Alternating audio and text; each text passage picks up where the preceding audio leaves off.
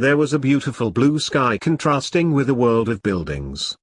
Everything, the cars, the style of the ads, the people so formal in their suits, dresses and hats seemed to be in the past, back in the 40s.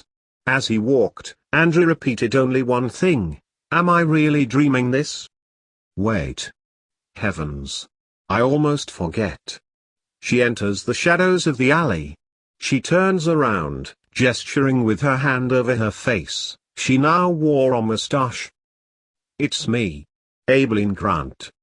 She says, almost whispering. I know. She touches her mustache. She looked thoughtful for a few seconds, then said, "Can you wait here for a moment?" Andrew shrugged, and she walked out into the street, with a certain caution and discomfort. Standing at one point she looked like she was waiting for people to react to her presence, but they just passed by. She put her hands behind her back, lifted her chin, pronouncing her face more, but nothing changes. She made a face of awkwardness, then turned back to Andrew looking at him, again thoughtful. Then she said, "Let's go." "But, where are we even going?" "I have a clue on where he might be, but I'm awaiting confirmation. Would you mind joining me for a snack, Mr. Hughes?" "No," he began, looking at his hand once more. "And you can call me Andrew." Where they were passing, he read a sign. They were on Newbourne Street. Nearby, he spotted a curious newsstand whose metallic details such as the frame of its display case and hooks were gilded. Curious, Andrew heads for it, but Abeleen doesn't follow him, staying at distance. Realizing the fact, Andrew turns to her, explaining, "I just want an information. Feel free. But I wouldn't trust these newspapers to even tell me the sky is blue," says Abeleen, scratching near her mustache.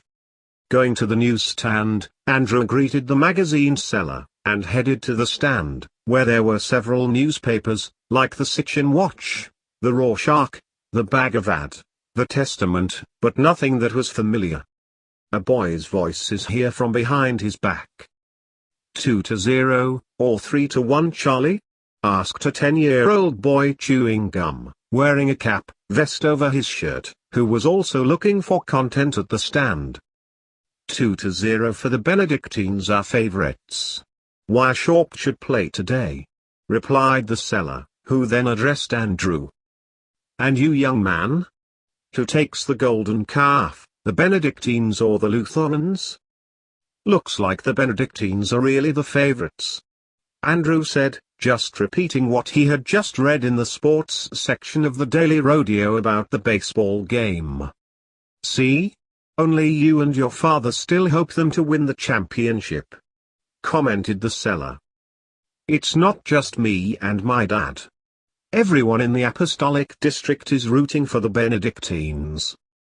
There are people who like to suffer, comments the seller. Andrew confirmed. None of the world he knew was portrayed in those newspapers. The crimes, from robbery to murder and the economic problems he was used to, seemed universal, but no place of his acquaintance, whether national or international, seemed to be mentioned. There was always a citation of a city, with a capital C, which was never defined. From the published photos, he still didn't recognize the places, which all seemed to be more than 40 years old. Whether curious or bizarre, he couldn't make up his mind, but none of the newspapers gave their publication dates. Hasn't the new edition of Captain Maitre arrived? Asked the boy, who took something out of his pocket and threw it at random in the street. Stop reading this bullshit, boy, said the seller. The intergalactic lieutenant should arrive tomorrow. Who cares about the Lemurian dimension? The Trinitarians of Siddhartha would finish them off with a single I-beam. Thank you, Andrew said, saying goodbye, leaving with a disturbing feeling growing inside him.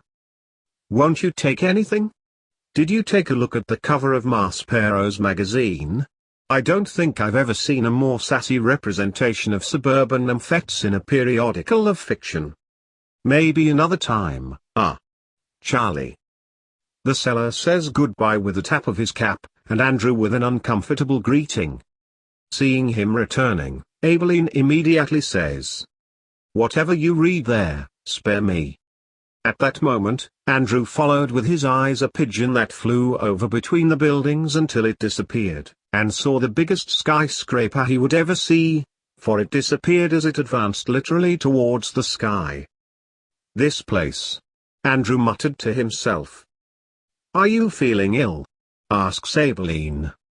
I think I better go back." "Okay. What are these tabloids promoting now to make you this tense? Just take me back, okay? I need to go back." She looks at him thoughtfully for a moment, then says, "All right."